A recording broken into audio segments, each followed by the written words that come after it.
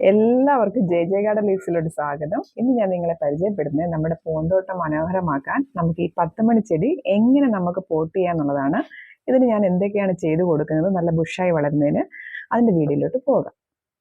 ഇത് നടാനായിട്ട് നമ്മൾ തിരഞ്ഞെടുക്കേണ്ട തണ്ട് എപ്പോഴും നല്ല ഹെൽത്തി ആയിട്ടുള്ള തണ്ടുകൾ തന്നെ നമ്മൾ തിരഞ്ഞെടുക്കണം. കണ്ടില്ലേ, ഇതുപോലുള്ള തണ്ടുകൾ നമ്മൾ തിരഞ്ഞെടുത്ത് ഇതിൻ്റെ കട്ടിങ്സ് ആണ് നമ്മൾ പുതുതായിട്ട് പോട്ട് ചെയ്യാനായിട്ട് ഉപയോഗിക്കുന്നത്.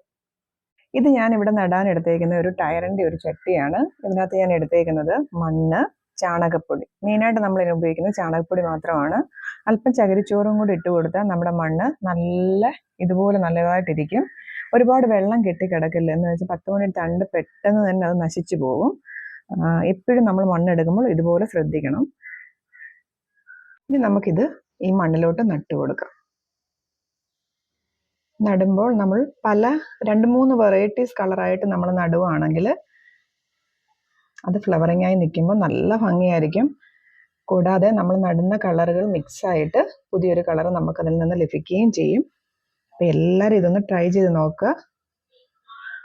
നട്ടിട്ട് ഒരു 2 ദിവസം ഒരു ഷെയ്ഡിൻ്റെ അടിയിൽ വെച്ചിട്ട് പിന്നെ നമ്മൾ ഡയറക്റ്റ് ഇത് സൺലൈറ്റ് തന്നെ വെക്കണം. സൺലൈറ്റ് ഉള്ളിടത്ത് നല്ലപോലെ ഫ്ലവറിങ് കിട്ടുകയുള്ളൂ, നല്ലതുപോലെ ബുഷായിട്ട് വളരുകയും ചെയ്യുകയുള്ളൂ.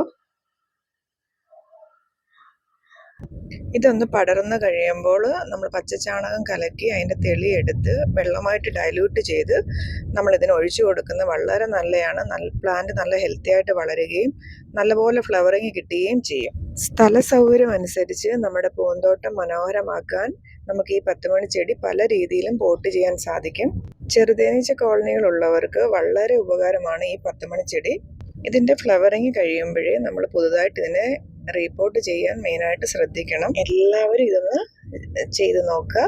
അപ്പം നിങ്ങൾക്ക് എല്ലാവർക്കും ഈ വീഡിയോ ഇഷ്ടമായെന്ന് വിചാരിക്കുന്നു. ഈ വീഡിയോ ഇഷ്ടമായാൽ ഷെയർ ചെയ്യുക, ലൈക്ക് ചെയ്യുക, സബ്സ്ക്രൈബ് ചെയ്യുക, ബെല്ലൈക്കൻ ഓൺ ആക്കിയിടുക. അപ്പോൾ അടുത്തുള്ള നമ്മുടെ വിശേഷങ്ങളുമായി വീണ്ടും കാണാം.